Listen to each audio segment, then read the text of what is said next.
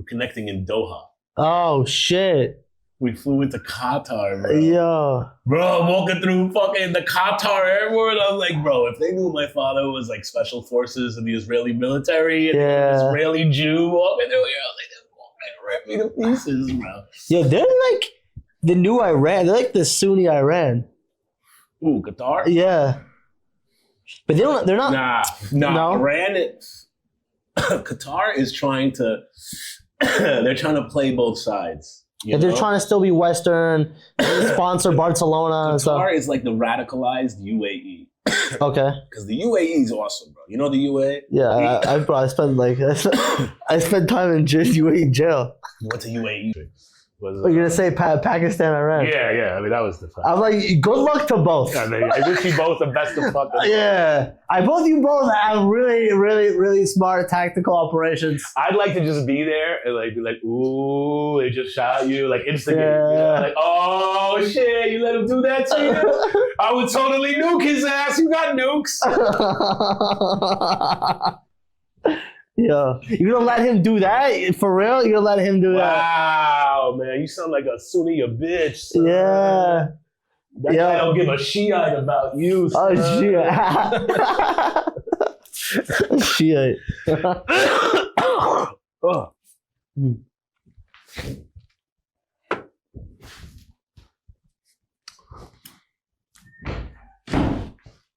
You still think you're on like a show that I walk all over the house, the cameras. Huh? I said you're doing a podcast like you're still like on a show in Indonesia. Like I walk all around the house. Bro. They probably had cameras on you all day, no? They had a crew on us all day. Okay. Coolest fucking people.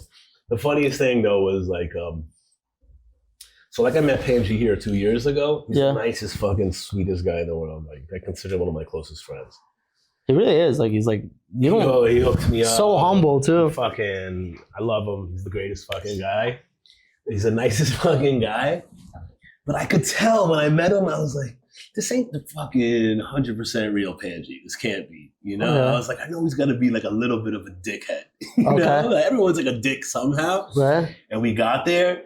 And he's got a huge company. He's got he owns a comedy store, he owns a whole building. So he has a comedy club there, and he has his merchandise on the first floor and his business operations up front. He's successful outside of comedy also. He has 3 companies. Oh shit! He's doing not just his comedy. He's got producing other comedians and shit.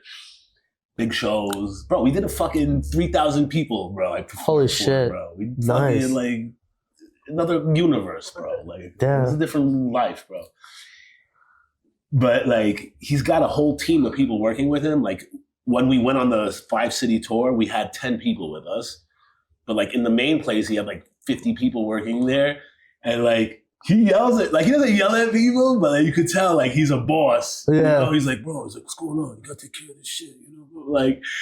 And he comes out and be like, hey, I'm sorry you guys saw me yelling at these people. I was like, shut up. I was like, I knew that's who you were. Yeah. Fucking liar. You fucking pig. It's funny because he looks like it's sort of a double life because he goes to Indonesia. I guess he owns businesses. He's he's like Dave Chappelle of the country. Yeah. And then he comes here and he's doing open mics and shit. Yeah, bro, you got to give him props for that. Listen, he could stay in Indonesia and just be the biggest fish in the tank, you know? But he fucking, bro, dude, I have so much respect for the dude. He already made it. Of course. It's if you and I made it in America, and we were I want to see if I could take over Scandinavia. Just pick some other fucking random fucking country. I feel it actually in reverse is I feel America is probably the hardest one to achieve. Obviously. It's the entertainment capital of the world. If I was a fucking famous person from Tel Aviv, doesn't mean I would have any cred here. America's the hardest country because America is the world. The best. No, it's not because it's the best.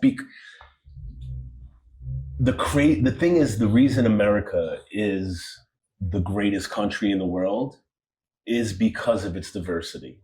It consists of pieces of everybody else in the world. It used to be. Now, unfortunately, because of Joe Biden and he opened the borders up, every fucking Tom, Dick, and Harry can come through the border. But it used to be to come into the United States legally or even illegally, it was so difficult. It was extremely difficult. Like, like my grandparents, my mother's family, my grandfather and my mother's mother and my mother, to come here from Israel into the United States, they had to be sponsored by our family. So we had to have family who were already here established. Yeah. And they had to say, like, we have this much money in the bank, we're willing to pay for their living. And now it's like you get here, they hand you $5,000 for you over a hotel and a plane ticket to whatever city you want, because it's sabotage. Because they're not really looking. And then Ron DeSantis puts you on the bus. He sends you to Martha's Vineyard. Bro, it used to be like being an American was very difficult, and it was worth it because there's an American dream here, and it still exists. There's a contingent that's trying to destroy that. Of course. Which is like the worst thing in the world. And the reason this, incidentally, the reason people hate Israel is because it's almost the same exact thing as the United States. If you take away the war with Hamas and the Gaza Strip, and even you take away the battle between Israelis and Palestinians, if you take that away, it's a democracy there where people are living and wanting to come in, and that's what gives it the strength. Like, of course, Israel is like, I think, the number 1 or number 2 startup nation in the entire world. But that's not just because we have Israeli Jews in there. It's because we're getting talent. There was also a system that's geared to promote startups. Like, there's like a lot of funds that are even given like taxpayer money to help invest in startups. There's a lot of, if you're an Israeli startup, there's a lot of capital. And it's not. It's just like easy to get. Like, it's easier to get. Like, they give it to I worked for an Israeli startup where both the founders were Sayeret Matkal. They were what? Sayeret Matkal. What's that mean? They're it's like Navy SEALs, basically. Oh, well, my father used to. Yeah, probably. Okay. Your father was Shetet Shlosa? I have no idea. Right, so it's like one of these special force, top 3 best units. Said they called them commandos back then. Okay, yeah, I don't know. Today, they have all these fancy names. Well, my father got honorable discharge because he during training with whatever division it was, they did a diving exercise. Okay. And if you come up too fast from the water, you get the bends. So that's how he. So what do you mean by bends? The bends, not bends. It means when you come up out of the. We give you milk to this. No. He came here and then he worked for the local mafia. If you go let's say 1,000 meters into the water and there's an emergency and they have to pull you up too fast, the air, the oxygen, whatever other elements inside of your blood expand too quickly and it fucks you up. Yeah. You get very sick. So that's. Oh, so he was Shetet Shlosa. He was in the Navy. Yeah, Navy. So if you're today, if you're one of those elite units, the government would invest in you. It was yo, this is a bad motherfucker. Yeah, he's gonna fucking die for his crypto coin. Yeah. No, my father. It's not someone who goes half-assed. We didn't start yet, did we? We sort of did, but I could start whenever we want. No, we could. No, all right, whatever. You could use whatever this is. Fine, yeah. You can edit it though, right? Keep it like intro. Well, Sammy, that's enough. We're recording something here. We're not playing fetch. You gotta get all panty on her. She's an Aryan. She's an anti-Semitic dog. Oh, really? Yeah. Oh, well, look at her. She's all white. She has blue eyes. She hates Jews. It's Jews. Sandy, you hate Jews? I hate them. You also, guys, so we're gonna start the podcast. All right, let's start it up. What's up? Me and Josh have a podcast because we're both people who really, people should really know what we're thinking. We should know what we're thinking and talking about. Yeah, we have ideas and people should really know our ideas because we're right about most things. Yeah, obviously, if you're tuning in right now, you've already made the right decision. Because obviously, Yoni was born in Eretz New Jersey, Israel, correct? No, I moved when I was 5.5, 6 years old. Oh, occupier. Occupier. You fucking piece of shit. New Jersey is occupying Israel. What part of Israel did you move to? Modin. Modin. Yeah, it's a nice little city right between Jerusalem and Tel Aviv. Oh, beautiful. I think that's where my father is buried. Oh, really? Yeah. It could be a huge cemetery there. Is there? Because I know that he's buried right between the two. Yeah. It's probably no, because Modin is like it's like sort of like the whole city is just like industrialized. Like there's like a lot of like factories and shit, and and like even all the houses look the same. Like they'll give this to like one project manager. They'll give it to like the whole street, and all the houses on the street will look the same. So it's Queens. It's like basically Queens. No, actually, it's even built like Queens. Like it's got like yeah, I know. Like I live like there's like 3 streets with the same name as my street name. Like it's wild. Oh, really? Yeah, we do that shit. Belly Chamesh, Belly Shesh, Belly Shesh, Belly Sheva. Yeah. Why you gotta see? You see, she's a fucking terrorist. But this is a terrorist-free show. Yeah. In case you're just tuning in, the only terrorist that will be here is my Siberian Husky, Sammy. We don't support terrorism, but the truth, I want to ask your opinion on something. Yeah. Some guy like I met. It needs to be that blatant though. No. I think you could just go there and be like, October 7th was justified. Jewish babies need to fry. That's a good one. You know? Yeah, that's a good one. Like, Zionist Jews show no loving, put their babies in an oven. Right? Yeah. I mean, we could do shit like that. Yeah, we could just make posters like that. Yeah. Yeah, no loving for the Zionists. Free booze, burn the Jews. Yeah. And we can hand out alcohol. And then when like the fucking left-wing social justice warrior lunatic kids come to get free shots, we'll be like, you know that you'll be killed for drinking alcohol in the Sharia. This is actually a Jewish movie handing out like margaritas and shit. It's like, this is actually the blood of a baby. We should hand out drinks at pro-Hamas rallies and then just make them say the Hagef. Yeah. I want you to say something. It's in Arabic. It's very Baruch atah Elohim melech haolam, borei pri Hagef. And I want to thank their front winery for this. I think that's the way we could actually win this war, is if we just get people who hate the Jews to say Jewish prayers. That's funny. Even if we just trick them into it. Yeah. Yeah. Well, what would happen? They wouldn't say Jewish prayer. Be like, oh, you really want Jews out of Israel? Well, we know the secret words to that. It's Baruch atah Adonai. That means all the Jews must die. Eloheinu melech haolam. Whatever we do, let's just cause them harm. Hamotzi lechem min haaretz. We're going to kill them and chase them into the forest. And then we'll just get them to say that. Yeah. Yeah. I mean, listen. It always translates because min haaretz is like from the land. Yeah, I know. Listen, bro. It really works. I'm a very well-versed Jew. It's like the new Chabad, like the...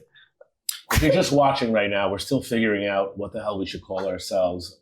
Initially, I proposed radical and radicler. Who do you think is more radical, you or I? I don't know. It depends on what. You wanted to nuke after October 7th. Did I want to nuke after October 7th? Yeah, what would your response? Let's get to it. What would your response be? Let's say you're fucking Bibi Netanyahu right now. You're sitting in the Knesset, but you got that other place. Or October 7th, yeah. What do you do the next day? The thing is that we're fighting an enemy, Hamas, who has no regard for life. Yeah. In fact, they discuss it openly. It's something they're proud of. That they celebrate, and then this goes back even to what's her name, our female prime minister, Golda Meir, where she states that, you know, we forgive you for killing our children, but we don't forgive you for making us kill yours. Yeah. They have openly stated that they cherish death. If you fight an enemy who wants to die, that's like fighting a boxer, being an MMA fighter, and be like, I can't wait till I get in the ring tonight and you break my fucking jaw and I die because my next friend's gonna come back and kill your family. Like, that's literally what it is. Yeah. Like, how do you fight an enemy like that? And the way you fight an enemy like that is you fight them till every last lunatic who believes this ideology is dead. Okay. Which is unfortunate because that's what, you know, a big amount of money is being spent, which should be spent on helping build up the Palestinian people over there, is spent on building an ideology of death above everything. Yeah. So like, what would my response be? I don't know, because like, do I want to take my beautiful, healthy youth of Eretz Yisrael, of Israel, the future of our people, who every single one of them has a future, just like every other human. Every human on this planet has exponential possibilities of doing good in the world, of putting whatever intelligence Hashem, the creator of the universe, blessed them with. Everybody's blessed with gifts. So the loss of one life is the most sorrowful thing in the world. It's the most horrific thing. But do I want to send my brothers and sisters into the depths of hell, surrounded by 50,000 terrorists who are also using their family as shields and putting them in there? Because like people are like, like why did Israel, do strikes, against, the Gaza territories before putting their soldiers in? Because the enemy enclosed themselves around children and their families and schools and graveyards and stuff. Should I sacrifice? I mean, listen, could we have gone in there? Can we still go in there? Yeah, you know what? If Jews really didn't equivocate 0.2% of the entire world's population, if we had 1 billion Jews, yeah, you know what? Maybe it would be worth it for us to send 300,000 Jews and flood the Gaza Strip and go door by door searching and finding terrorists one by one. But I think the percentage of terrorists there is like way, way higher than we think. Like, of course, it's way higher. I have a friend that's in the army. He said that almost every house they go. What? Do you consider a terrorist? Just somebody who picks up a gun, or carries weapons to somebody who picks up a gun, or somebody who hides people who have weapons, or hides people who've been kidnapped? Like, who do you consider a terrorist? Like, because to me, as far as it can go is as far as what you're willing to collaborate with. Mm-hmm. Like I don't think every Palestinian is a terrorist. No. I think, most people are normal human beings who just want to live a peaceful life, who just want to have a life where they can have, wake up in the morning, have breakfast, send their children to school, let them grow up to be happy. But I definitely know that... And kill the Jews. Well, if you leave it up to UNRWA, which thankfully is going to be done. I disagree. I think like Palestine's like, it's been around like since like the 90s, like the state of Palestine. I think... Well, no, in 1986 is when Yasser Arafat came up with the term Palestine, and they stole the Jordanian flag and put a star on it and said these are Palestinians. I think terrorist attacks... Which, by the way, we all both know that the original flag for Palestine from 1939 is a Magen David, which is the Star of David, which is the same as the flag of Israel. Please. But I actually think that Palestinian culture is already like paying for terrorism. Like, I feel like that like tax money from Palestinians has gone to terrorists, families of terrorists for so long. Like, that's already part of your culture. It's a cultural thing that you do. It is a culture. Like killing Jews, like it's part of your culture. I don't think that like most Palestinians, I think their culture is really this like terrorism and shit. I agree, but however, I don't think when a human being is born, like even if your parents are trying to manipulate you in the school system, a lot of humans are born with enough intelligence to see the difference. I follow a lot of Arabic Muslim people on the internet who are pro-Israel. There's a lot. Who, I forgot his name, but everyone from the Emirates, like the United Arab Emirates. They love it. Well, UAE is like one of the greatest examples of modernization. Like, listen, Judaism if we took Judaism completely at its core, like when we listen to if you disobeyed the Sabbath, if you go out on Shabbat on a Friday night, you should be stoned to death. Only if you need two people. Yeah. 2 people. But still, there's radicalism. Yeah, like fucking like Ron Burman running around. Like, yeah, he broke Shabbos. He broke the Sabbath. Stone him. Stone him. I saw him with my mother, the first lesbian. I wouldn't be surprised. But listen, I love my religion. I love Judaism. I believe in it 100%. Do I believe that people who go out on the Sabbath should be killed? No. No. But we would be dead. Because I would be fucking my funeral. Murdered the day after my bar mitzvah. I wouldn't fucking be here. The day after my bar mitzvah, I would have been stoned to death.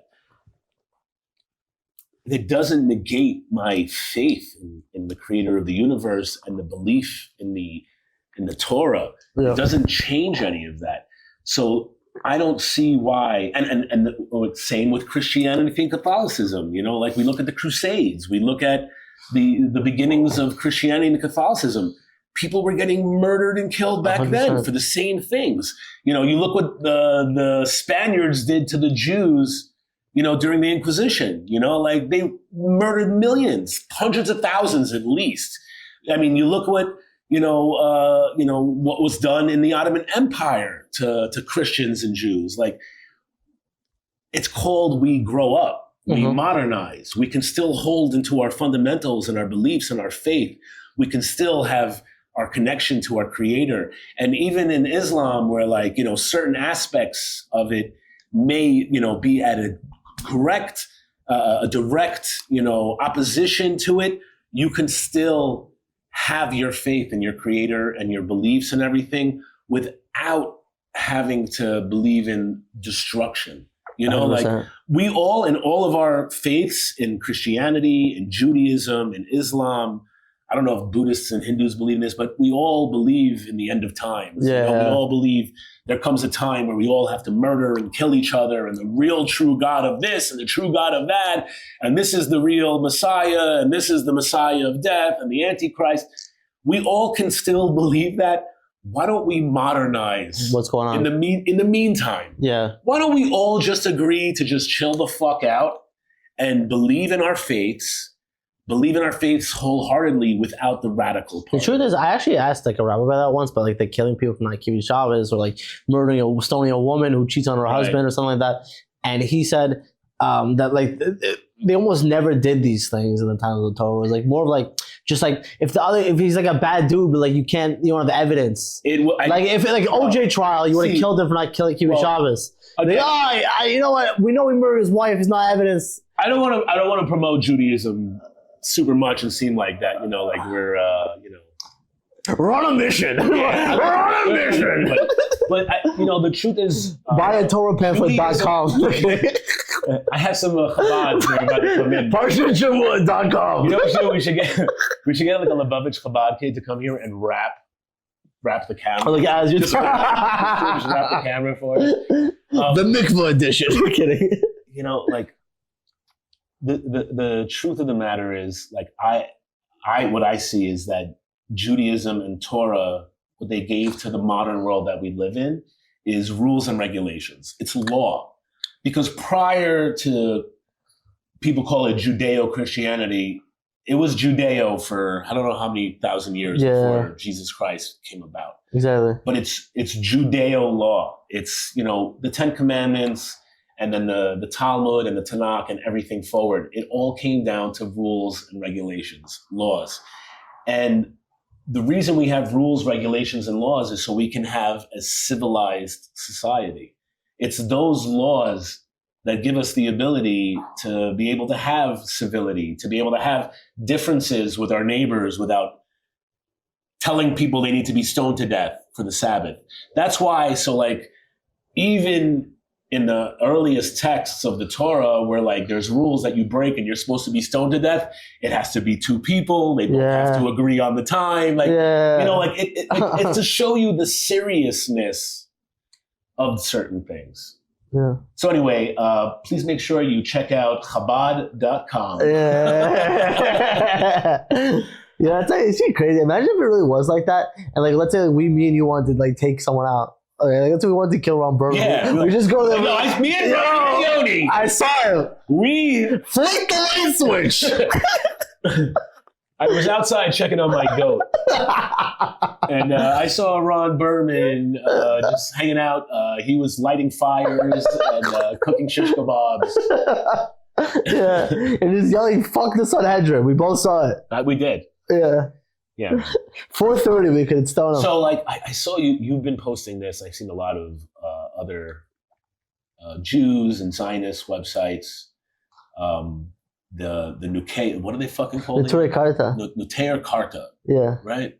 What the fuck? So like, say, what's the right way? Nutere Karta. Nutere Karta. Yeah. Nutere Karta. So if you don't know who that is, those are the guys who call themselves Jews.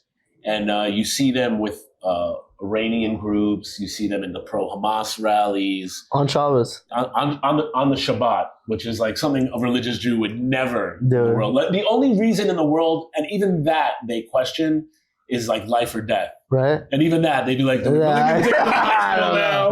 I don't know. We really need to leave the house. It's just one gunshot. Like, how much blood would she lose?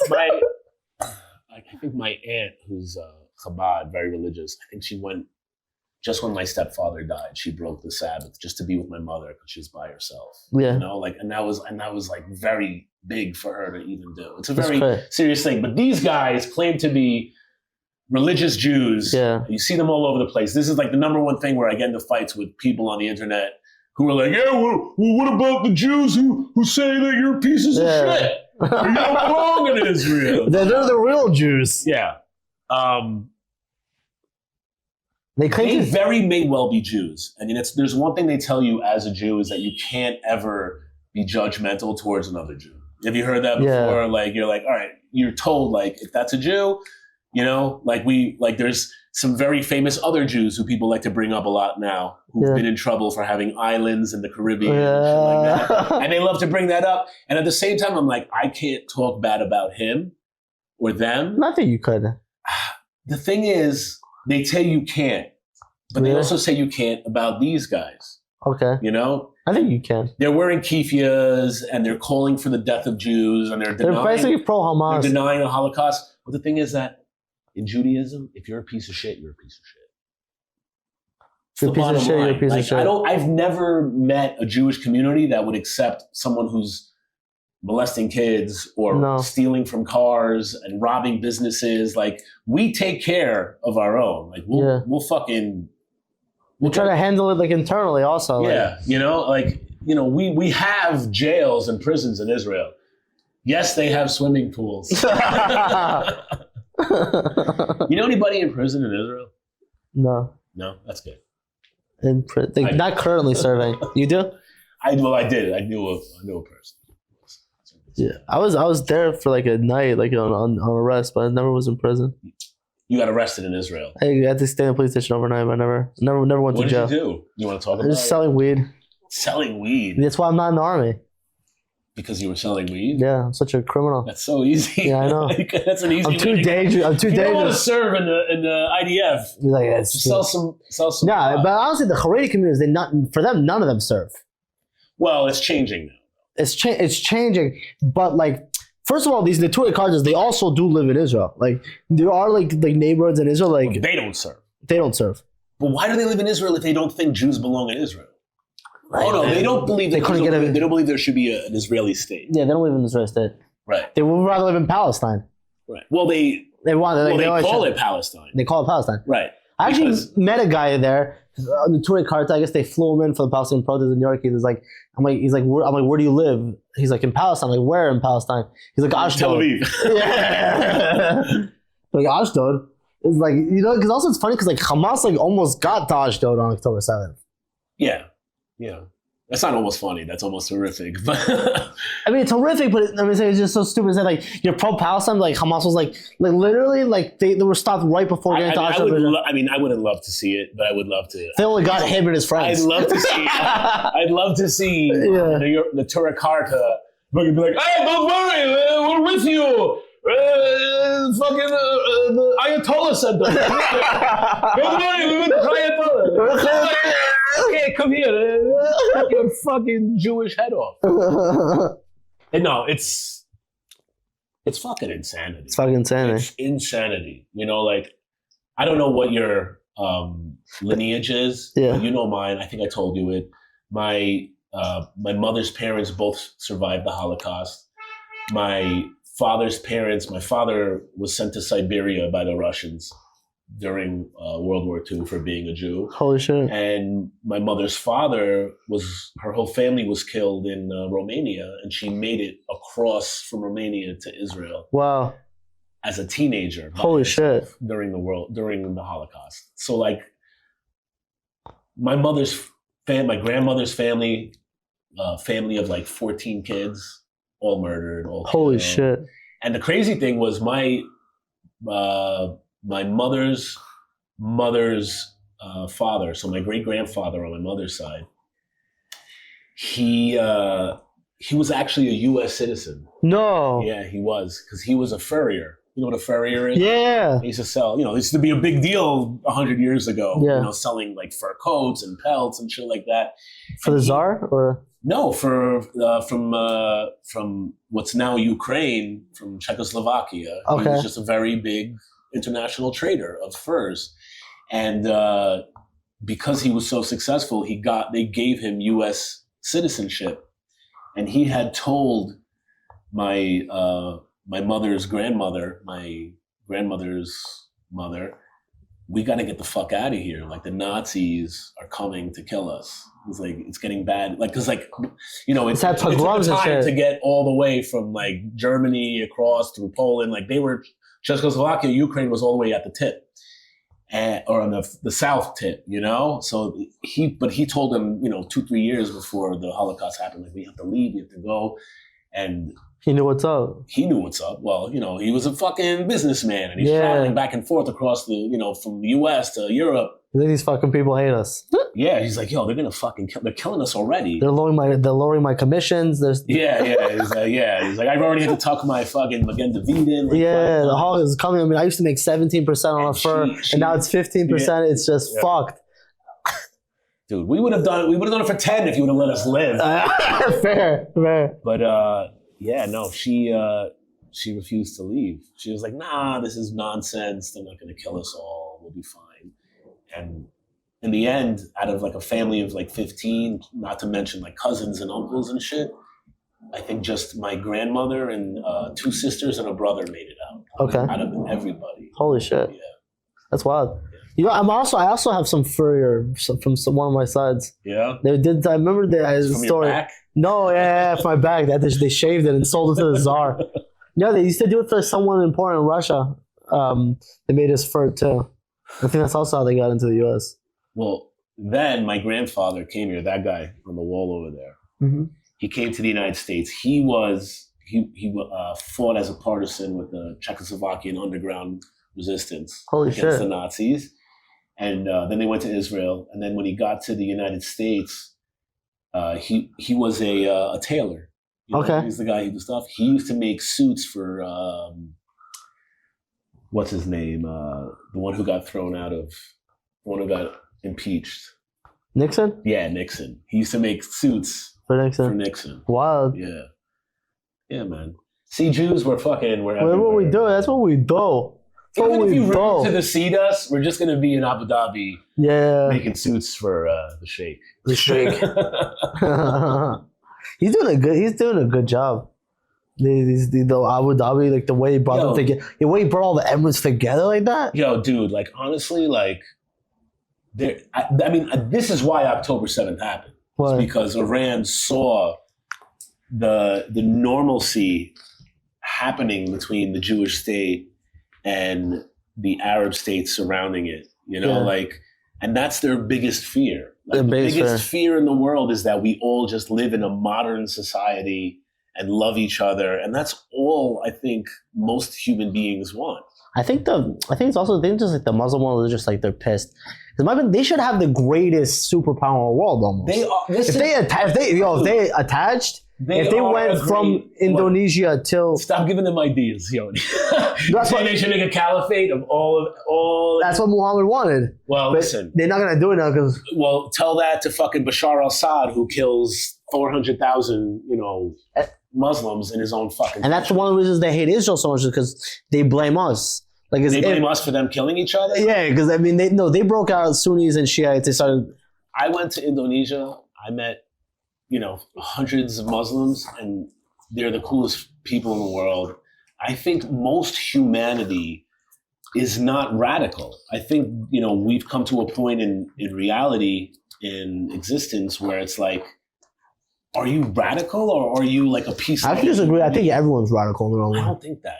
I don't really think that, man. You think everybody's radical? Yeah, I think like liberals in the United States are radical. Yeah, like there's a fucking convincing 4-year-olds to transition. The thing is that radicals are the ones you hear about because they make the most fucking noise. I think the truth is most people are standing around looking at radicals like, look at these retards. Look at these lunatics. I don't know. I think we live in such a... The problem, Yoni, is that most normal people don't open their mouth because they're just like, I'm just going to look at these idiots making the... They're scared to take a side. They what? They're scared to take a side about something, but... I don't know if they're scared to take a side. They just like... Dude, like... I don't know, bro. Like, sometimes I wake up and I see the world. I'm like, I just don't want to get involved. Yeah. You know that feeling. Of course. I just don't want to I don't want to be involved. The problem is we're at a point where if you don't get involved now, you're going to get involved inevitably. So I actually think that like we live in a world that's so polarizing, like especially like also like you're a little older than me and I'm a little older than like kids who are 17 and shit. Right. But imagine like you grew up and like you never watched TV, you were just TikTok. You come over from school, you watch TikTok with your friends. You just consume social media all day? Bro, TikTok is a fucking virus. You know my opinions on fucking TikTok. I fucking hate it. It's a propaganda machine that's used right now to devise the people in the United States. It's working so well. It's working. Like whoever thought of it, like fuck you, but wow. Bro, Donald Trump tried to ban TikTok like 3 years ago. I don't know if you remember that. Do you remember that? I remember that. And like, I wasn't 100% behind it, but I was like, yeah, I think maybe if he's thinking it, maybe we should get fucking rid of it. Mm-hmm. It's literally a propaganda device. Like depending on the algorithm, depending on who you are, what you think, it's just there to fucking split and divide people. Everything happening these days in the United States, let's like stay within this country, it's meant to divide people in half. They're trying to literally get America to fight itself. And like that's the greatest tool in the world. If you're the CCP or you're Russia or Iran or North Korea, you get us to kill ourselves from the fucking inside. The truth is, I think that social media, just like the way it works and the way the algorithms are run, is that every social media is going to work that way. Like TikTok is going to be the worst because it's trying to poison us. But all social media is going to poison us because the posts that are like radical and crazy are going to get the most traction. Because people be like, yo, they get the most comments. People start fighting in the comment section and they get likes. They're going to share it to your friends. I'm like, yo, Josh, look, this guy said, Right, but I don't, even though it's like, it's so archaic at this point, but like, I don't really see that happening on Facebook. I think it's the worst on Facebook. Really? Yo, these fucking boomers go nuts on Facebook. I don't know. Maybe I have a different algorithm. Mine's just like old people with their fucking cats and shit. No, it's like they're calling everyone a Nazi. Listen, I see it on Instagram like crazy. I refuse to be on TikTok. I fucking told my son he's banned from it. I've been trying to fucking get my wife to stop using it. I just know that is there as a poisonous entity to try to destroy. It's a cancer to try to destroy. Personally, I think we've been fighting World War III, but we're like literally on the brink of outward World War III, where everyone acknowledges like, oh, now we're fighting multiple countries versus multiple countries. And there is nothing more divisive and more detrimental to the cohesiveness of Americans and allied partners, United Kingdom, Australia, anybody in NATO, peace-loving countries, then I think TikTok. TikTok. Because the problem is that at least like Instagram and Twitter and all the other platforms, you could see both sides. TikTok like silences one side, so it's just a cesspool of people just taking it farther and farther. It's with intention they're doing it. They're trying to. They're doing I know it on purpose. So I'm saying, but even if like people who grew up like watching just like like TV and shit, and they watched some sports and some late night TV and whatever, not gonna be as radical as people who grow up watching videos about like let's say I like sometimes just like follow TikTok because I like to know I find it funny just like how crazy these people are. Like I watch like I follow these like people like these like girl who like talks about her transformation to becoming a man. Right. Like every day she gives updates and she's like, yeah, so I started shaving my face. And Right. See, but the thing is that, again, I don't go on TikTok, but I know vis-a-vis like my wife and like looking at my kids' TikTok, that shit that they're showing that to Americans. They're not showing that to Chinese kids. No, they're getting math and science. Like but the thing is that if you're doing a different algorithm, like if the algorithm was consistent throughout the whole world, I'd be like, all right, let the whole world become left and woke and we all just, la-di-da together. But that's not what's happening. They're focusing an agenda in certain areas. Of course. Understand? And that's called a weapon. Of course. If you're focusing an energy and focusing an agenda, that's weaponization. Also, because the creators are so addicted to like. Can you imagine Joseph Goebbels with TikTok? Yo, he was. Oh my god. Oh my god. Piece of shit. Fucking A. Yeah. Fucking A, man. If Joseph Goebbels had TikTok, so I don't think we'd be here right now.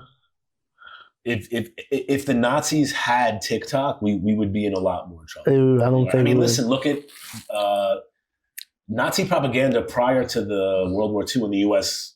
Declaring war with Japan and then vis-a-vis war with Germany. They had fucking Nazi in Madison Square Garden. Do you know this? You don't know about this. No. In Madison Square Garden of 1938, maybe 1937. They had 100,000 Nazis in Madison Square Garden at a Nazi rally. Shit. Yeah, bro. No. Yeah, buddy. What? Dude, I'll show you the video. It's one of the sickest things. That's the thing that's so fucked up about democracies, honestly. I love democracy. I think it's the greatest thing in the world. But, like, to have, like, a country where you have your enemy renting out Madison Square Garden to, like, promote... Like Israel just kicked out this guy who was, like, pro-October 7th from the Knesset. Like... What the fuck? Let me explain why. That's why the United States and Israel as well is the greatest democracies in the entire world. And whoever has a true democracy, which a lot of them don't. Some of them are kind of radical too in a way I like. Shout out Poland. But what do they do? Well, Poland won't take any radicals into their country at all. Like, so no Muslims? They'll take Muslims in, but not if like you have any allegiance to like Hamas or any type of radicalization. Like you can't. So they should do. I agree. But the reason the United States is amazing and Israel is amazing is because they go to the fundamentals of, again, we're Jews. So for me, Jewish theology, which is basically God gave you life. He brought you into this planet. He breathed air into your lungs and he gave you free will, just like Adam and Eve. Just so like, Eve is almost like being like a pro-Hamas Palestinian, terrorist supporter. She goes and grabs the apple, free the river to the sea, but she had the choice to do that. That's why democracy is dangerous because that's how we can have a rally in Madison Square Garden with 100,000 Nazis chanting fucking crazy Nazi ideology because it's freedom. Freedom is what God gave us. Freedom is the reality that every human being should have. We should never live in a world where religion of any sort, Christianity, Judaism, Islam, Buddhism, whatever it may be, dominates you. The founding fathers of the United States, not the founding fathers, but the founders of the US, the pilgrims who came over, they came here for religious freedom. They came here for freedom because they were in England at the time, and if they said certain things that were against what the current establishment's belief in religion were, they could be thrown in jail, beaten up, executed. So they came to the U.S. for freedom. The U.S. is freedom. Israel is freedom.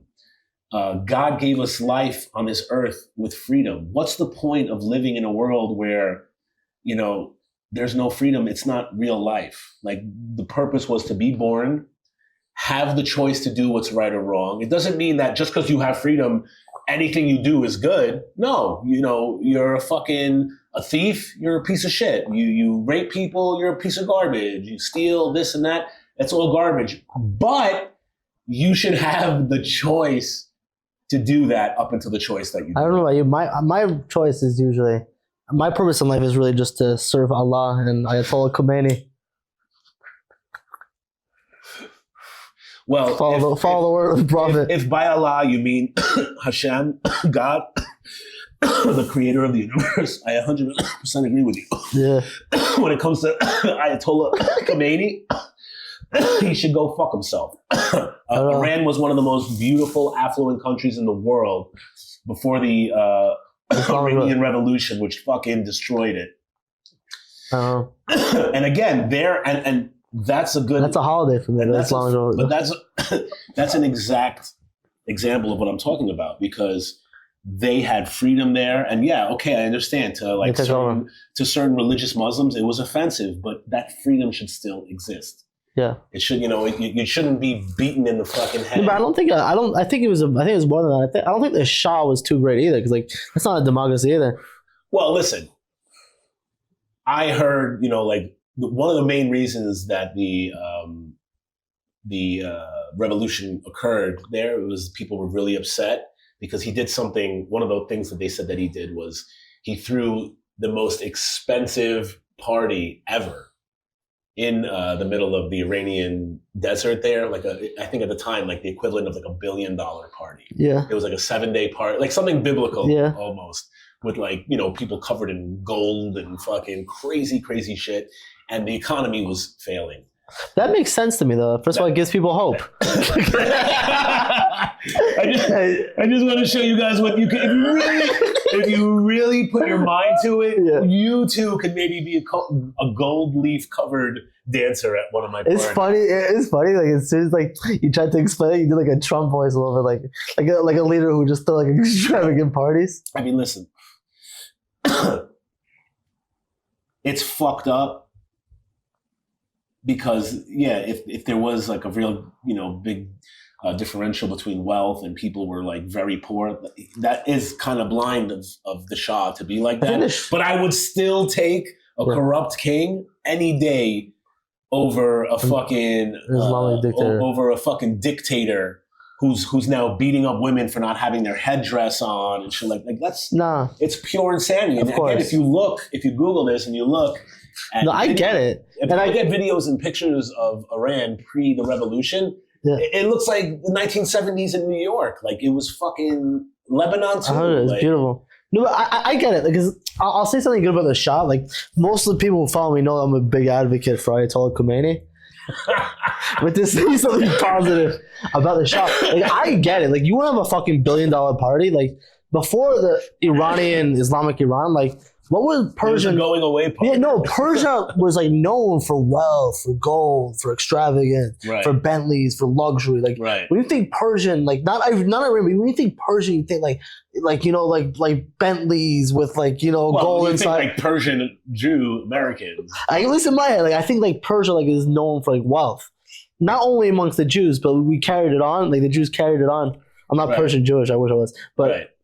But so I get it that you throw that kind of party, because I feel I think that's the culture. I think most likely, and they probably thought that would save them back then, and it did for the most part. Yeah, is that Persian Jews, this derives from times of Queen Esther. Yeah, so we knew what it was like to almost be murdered back then. So they probably spent a lot of time accumulating wealth and keeping that wealth and keeping it amongst each other, just in case some shit like the Islamic Revolution happened in Iran. They probably know, yeah. And that's how probably a good bulk of them were able to escape. Also, can you imagine you were a poor Jew and the revolution occurred? They'd be like, you ain't going nowhere. Yeah. And you're dead. 100%. Also, Persian Jews, weirdly enough, they I'm good. They miss the fucking Shah and his son. I see they hang up pictures in the houses of the Reza, what's his name?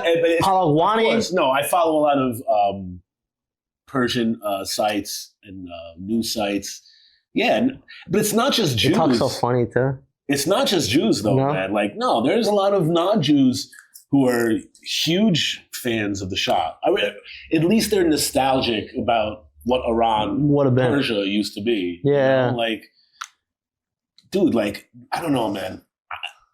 the question of the day is basically like, do you want to live a world under Hamas rule, No. under radicalization rule, where like you don't have the choice? Yeah. You don't, like the point of life is to be born into freedom. Like God gave us inherent rights on this earth to make choices, whether they're good or bad. Even if your religion disagrees with them. Yeah. Which if you're a hardcore religious Jew, we disagree with a lot of shit. You're a hardcore Christian, even if you think, Jesus is the most forgiving, Christianity still disagrees with a lot of shit. No. If you're a Catholic, you don't care anymore. But every other religion, you care. But the point is like, you can't. Does it make a difference? Does it make a difference if someone's a good person if they had no choice about it? No. Like if this guy never kills somebody just because he can't, doesn't make him not a killer. It just makes it he never had the opportunity. Yeah, the opportunity. So God gave us this beauty called life and like the freedom to like make decisions. Like we're here to grow our souls. Mm-hmm. And I think for us to live in a world, we're going to have to grow our souls. It's not going to be in a world where everything is controlled by the state and by religious spiritual freedom, and that's why we all need to be more like the United States, the United Arab Emirates, but they're still very controlled. Like if you can't like if you could if you smoke weed in the United Arab Emirates, like you could go to jail. Like it's still very controlled. But at least like they're in the right direction. I feel like they're still course correcting a lot. I think they're becoming. I don't want to talk shit. Listen, at the same time, anything I wish Iran was more like. If Iran wanted to support terrorism, like my advice for them would be do it with class, like Qatar. Or Saudi Arabia. Yeah. Like just put people up in billion-dollar hotels. Like Saudi Arabia might have done 9/11, but like they did it with class. Yeah, seriously. I mean, did you see what they drove up with the and then they met with the U.S. president if they should attack Iraq or not. It's so crazy. Honestly, Yoni, it's so crazy because 100% Saudi Arabia was involved in 9/11, and I fucking love Saudi Arabia for some reason. I love them too. I love them, man. The whole thing is just fucking cool. Paying Ronaldo $1 billion, I fuck with that. They stick to their character. They wear the robe with the headdress and shit. Yeah. But like they're mad cool. The current leader, Ben Salman. Yeah, Ben Salman, like the most modernized, cool dude.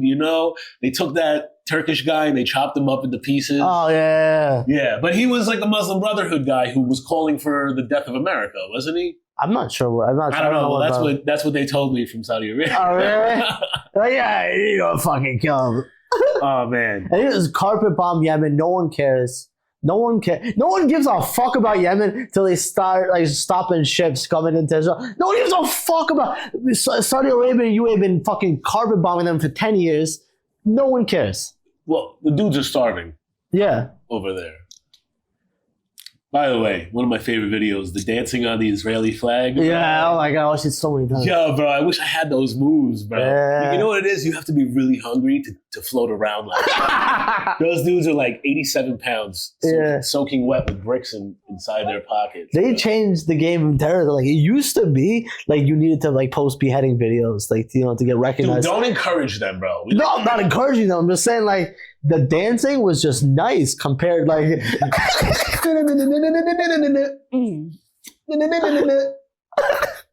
Yeah, no, listen, honestly... The music was kind of fire, too. Bro, if the war on terror just went full-on dance battle...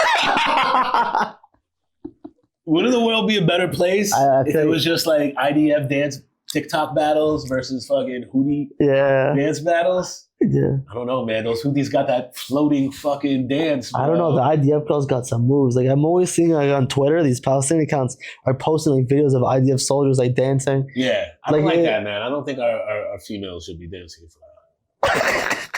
I don't know. Sometimes I'm just like, you know what? Like, I like that. It seems fun. Nah, I think it's all fun and everything, but I think Israel also needs to remember, like, we are a Jewish state.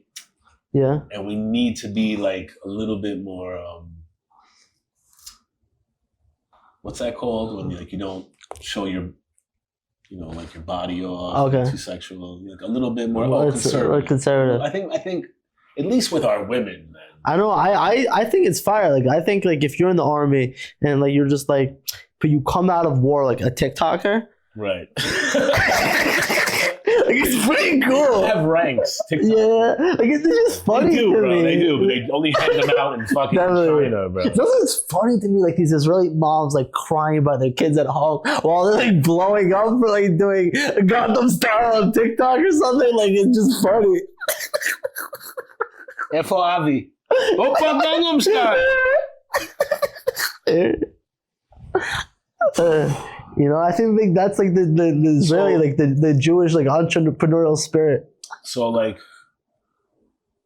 what's your like feeling on people like for instance South Africa calling us up to the fucking war crimes tribunal? I think it's insane. I think that's one of the most insane things.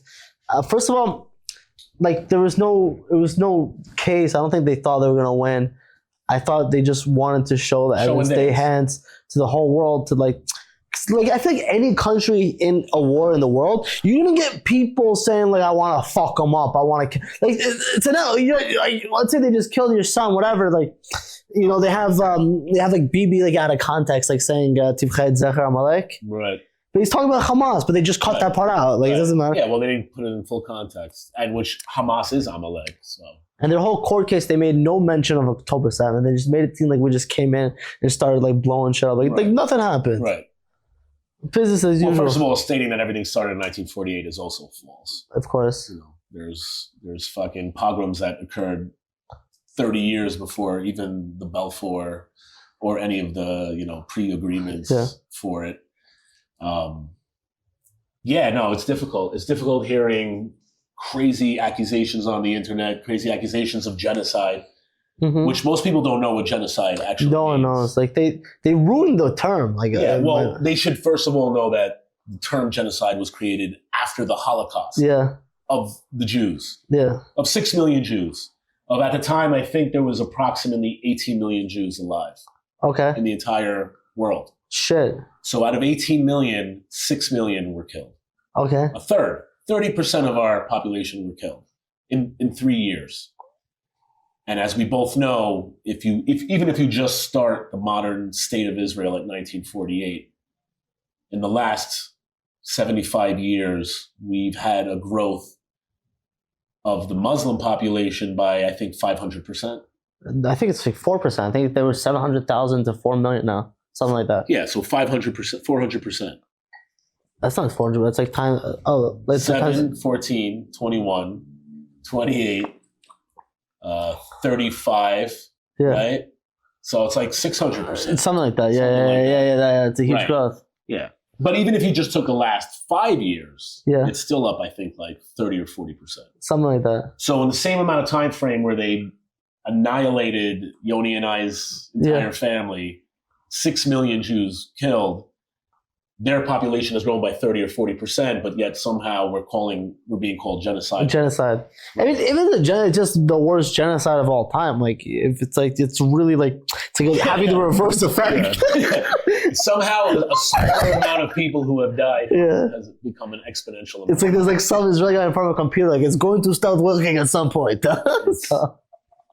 I mean, and I don't want to take away at all from the suffering of innocent Palestinian women and children and little kids and people who have nothing to do with the fight against Israel. But if you're fighting against us, you're going to fucking die. I don't know. I will take away from it. I think also, if you're dying right now, it's most likely because you haven't evacuated when you were told to. Well, you know what? I want to say that, but I still, again, Yoni, we're born fortunately or unfortunately with a thing called Jewish compassion, which is why we have people like Students Justice for Palestine and fake Jews standing with Iranians, claiming that Jews don't belong in Israel. Like, for that reason, I still have that Jewish sympathy in me. I do. I still feel terrible about it, Of course I feel bad. But I feel less bad because I feel like you could have made a decision to save your family and you didn't. Like, well, but you see, when I think about that, I blame it on the matriarch. I mean, the patriarch of the family. Yeah. I blame it on the matriarch too. I mean, I blame a lot on mothers because like I know as a kid who had a mother growing up, fortunately, if you have a mom growing up, my mom, not for the best or not for the worst, but like her influence on me as a child is the most influential thing in the world. Yeah. You as a woman to like to not want to raise your child with the love of life, for your child to live to be an old person like you are at this point. I mean, at least live to be as old as you. Like, why would you raise them with the death wish? You know? Of course. So I blame a lot on the mother. But of course, as very well I think it should be, it always comes down to the man. Because this is a society, you know, God put us in our positions. A man has to be the one in control. Yeah. You know, so that's where the message and that's where the family ethos starts from. So I blame it on the man. But, you know, there are exceptions to the rule always. You know, there are people who are just there. You know, if I live in an apartment building and everybody in my apartment building is Hamas, I'm gonna be like, fuck, what am I gonna do? What are you gonna do? But I mean, if you have a way to take your family and just like escape with them, like how long of a drive? Like, you could probably drive the whole Gaza Strip in an hour and a half. See, that's the thing, that's why the Jews, like, it's hard for us to forgive because we've escaped from everyone. Yeah. Like, okay, so I'm sorry. It's probably gonna be really uncomfortable to sit with your family in a plastic tent by the border of Egypt for the next 2-3 months. But it fucking sucks. Okay, it sucks. But you know what? You're gonna get your humanitarian aid there the most. You're gonna get your medicine there the most. Red Cross is gonna be there, and for your chance to live, like, oh, you want to live under a war zone where they're posting maps every day. We're fucking up this neighborhood. We're fucking up this. Like, right. Why aren't you leaving? Right. It's because it's an act of resistance, which I get. You don't want to lose your home. Blah blah blah. But the homes are gone. I mean, they're gonna be like, no, the Qatar will give us some money. We'll build it back. Listen, 2-3 years. First of all, if the Hamas Authority took the billions of dollars that they received in the last 20 years, and it's cliche to say it because it's been said a million times, but it would be literally Singapore. Yeah. They would have high rises, 200 stories tall. They would have little islands. I mean, I've seen videos of what it looked like on the beachside there before. Beautiful. It was gorgeous. Imagine with a $20 billion influx of money, how gorgeous. You know what? Like I wish they would have thought about that because they should have just made it so much nicer than Israel itself that Israel would have been like, what the fuck, man? Look how nice Gaza looks, you know? Yeah, we never would have blown that shit. Even if you had the tunnels underneath, if you would have had these beautiful buildings, we were like, oh man, we can't destroy this beautiful fucking. I know. It's good. You know what? I'll take a radical stance. I'll prove myself as the more radical one. Yeah. If I had money and there was like a real estate opportunity investment in like Gaza Strip, I would take it in a heartbeat. Right now? Yeah. Why do you think that's more radical? I think I would be more radical if you were like, I would never. Because that means that like I'm saying is that we annexed the whole Gaza Strip. Like we took the whole thing back. Like we rebuilt Gush Katif, but like fully. Honestly, which I don't know what we would do with the Palestinians. That's the only problem. The only thing I would invest money in if I had like an exponential amount of money to invest into the West Bank would be a school for peace, like an actual school for peace. Or why? I would call it the UNRWA. That's good. UNRWA. Welcome to UNRWA. Or a winery. You ever go to one of the wineries up there? That would be part of the school. Yeah, they figure. It would be a program where you would go learn about peace. Holy shit, the winery is so good. Where? Yeah, I heard that's why. That's why Benjamin Netanyahu let them kill all the Jews so that they could make wine. And it's beautiful. They have it's like in the mountains. They have whole yeshuvim. No, I know. I remember they had all those beautiful outhouses. They left the infrastructure, and then the second they left, they destroyed it. No, in the West Bank, there's like next to Efrat, there's the West Bank. Yeshuvim there. Like the whole, it looks like Venice, like California, like just grapevines for like miles. Like it's so beautiful. Just grapevines on the side of the road. Yeah. And like the wine there is so good. Very Priya Giffen. Yeah. I used to go there all the time. I used to make my go-to date spot. Like if I had some money, like I would just go there. Come on, girl, I'm gonna bring you to wine country. Yeah, you just like sit down like on a valley. You drink you just get toasted off the bottle with her. Oh, no doubt. Yeah.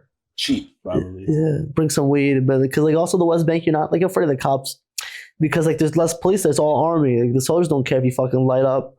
Right. Yeah. I'm not here to. I'm not throwing rocks. Like leave me alone.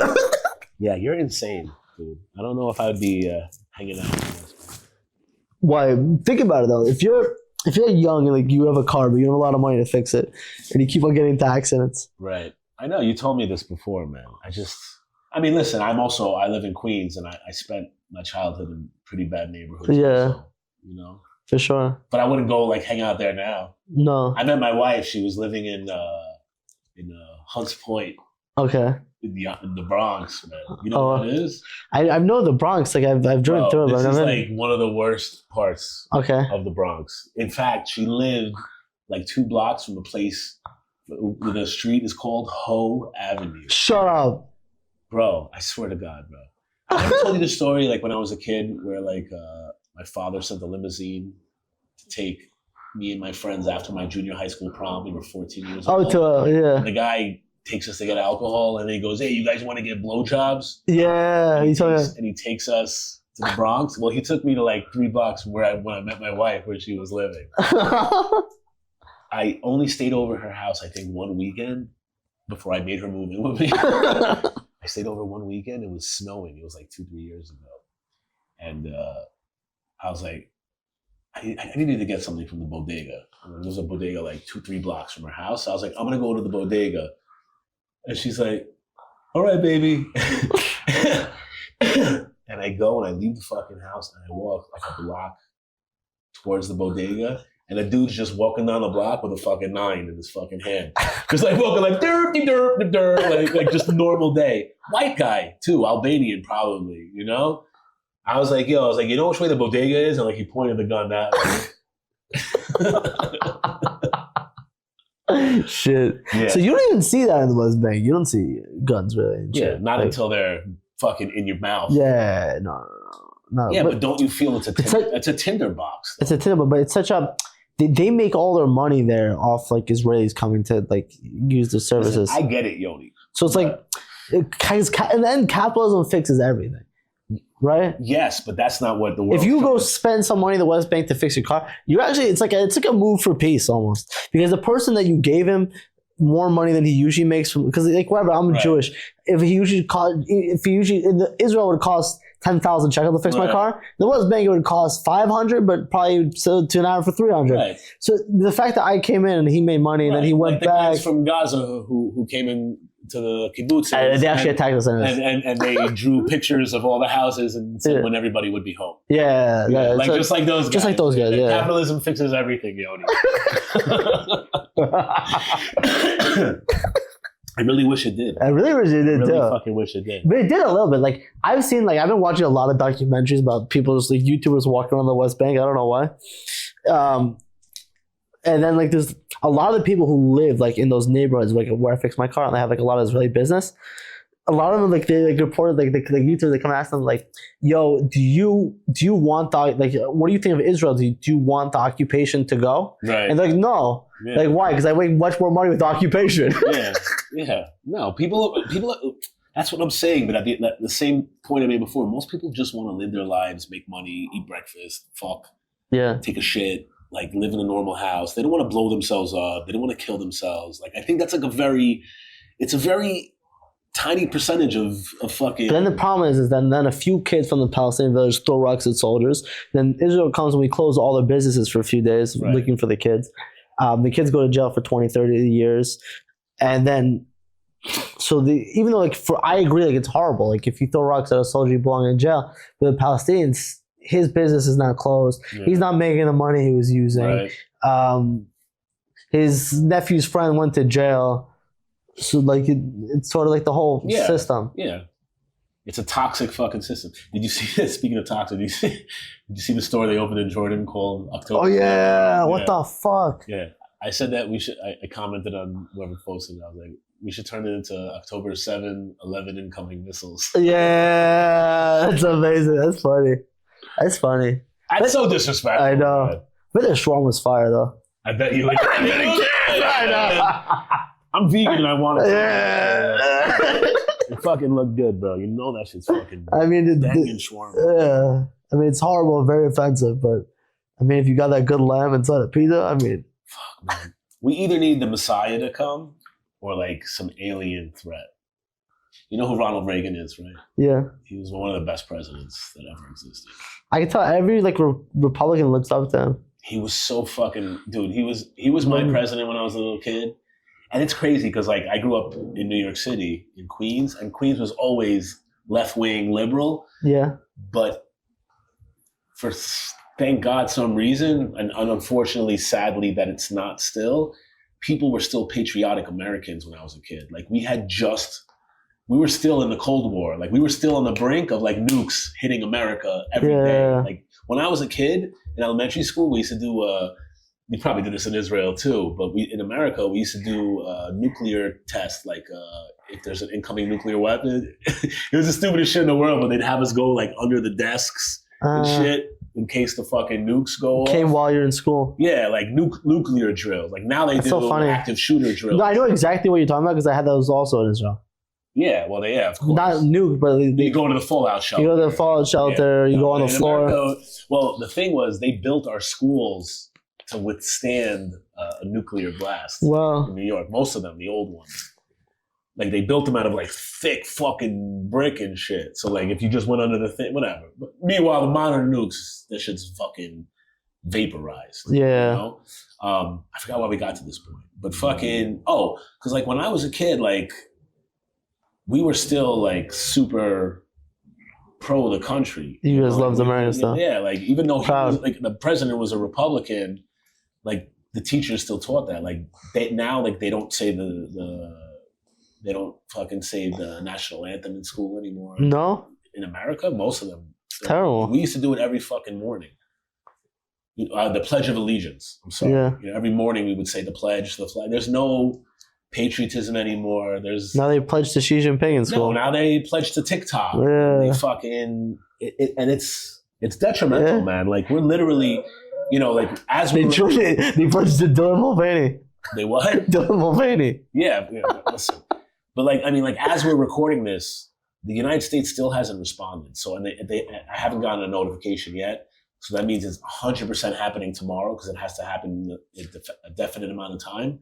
They're gonna hit Iran back. But you could see sometimes they hit them just to like hit them, like they're not doing it the right way. Or if they hit them to make like, I feel like in the Middle East, like you have to hit them to like show them pain, like No, you have to hit them fucking. If they hard. kill 3, you kill 50. Of course. That's how it is. You're America. You still gotta. Bro, that's the fucking rules of the battle out there. But if force is the only thing that's understood. He might barely hit them though. If he barely hits them, then he just hits them. So like people have to you're not like it's not like you're at war with Canada here. Like it's a different mentality. No, of course. No, the only thing that's going to be understood is overwhelming attack. Overwhelming force. Make it hurt. Like show pain. Which I don't think they're going to do. I think there's so much pressure of him not to do anything. The thing is, like, first of all, this is an old man who's trying to like juggle the world. He's not making a decision. He feels like he's about to drop a very like fractional thing on the floor. Yeah. He doesn't realize it's already on the floor. Yeah. Like you don't have to try to juggle it anymore. You need to just do what needs to be done. He's worried that he's going to start World War III. World War III is done. It started already. Yeah. This is obviously Russia. Trump's years were quiet. Huh? Trump's years were pretty quiet. If Trump gets back into the office, thank God if he does. If he gets back in the office, this shit will all be over for at least 4 years. Yeah. After 4 years, it'll be back on again because nobody will do what Trump does. Trump will go, he'll fucking tiptoe into Moscow. Like, I'm meeting with Putin. He's a great guy. We're going to hang out. We're going to watch like a Russian ballet and shit. Like, I talked to him. He's leaving Ukraine. We're going to pull our stuff away from there, taking the weapons away. Yeah. Zelensky doesn't need them anymore. Doesn't need them. I got Russia to leave. That's what he's going to do. He's going to tell Putin, we'll take all our weapons out and you leave. And then Putin's like, all right, we'll leave. We'll take our weapons and our missiles. What would he do for Iran, though? He already because Iran was broke. For Iran, he's gonna fucking isolate the shit out of them. As long as he makes, all he needs to do is make peace with Russia, and then Russia's gonna be like, fuck you, Iran. Russia's only working with Iran because it's to their advantage. Yeah. You understand? So Russia will be like, we don't need them anymore. We don't need their fucking suicide drones.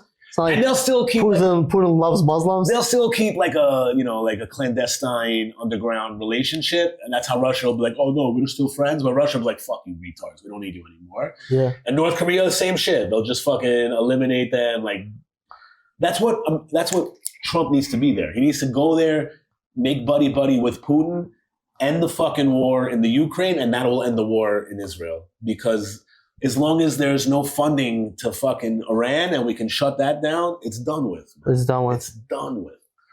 It's done with. Because they were broke when Trump these people need Obama gave them billions of dollars in the middle of the fucking night. They need money. Everybody doesn't realize like money is blood. Money is what makes the thing. Which is crazy because they could be Saudi Arabia. They have just as much oil apparently. Iran could be fucking. They could be one of the greatest, they should be one of the greatest, most prosperous countries, but they'd rather than live.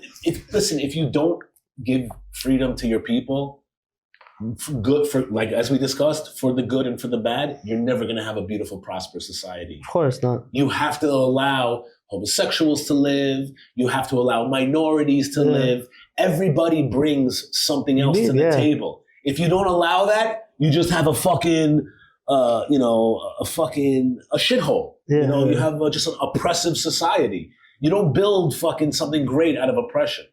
Like you need to let shit air out. Like it doesn't mean that everything that comes out of it's going to be good. Look at the United States. I disagree with a whole shit ton of what's going on. In fact, we almost let too much out into the fucking world. Way too much. But it's still better. We're basically run by corporations It's still now. a lot better than living in an oppressive society that discriminates against people. Like the problem is we've gone so far that we're now discriminating against people in the United States. You're getting discriminated against if you're white.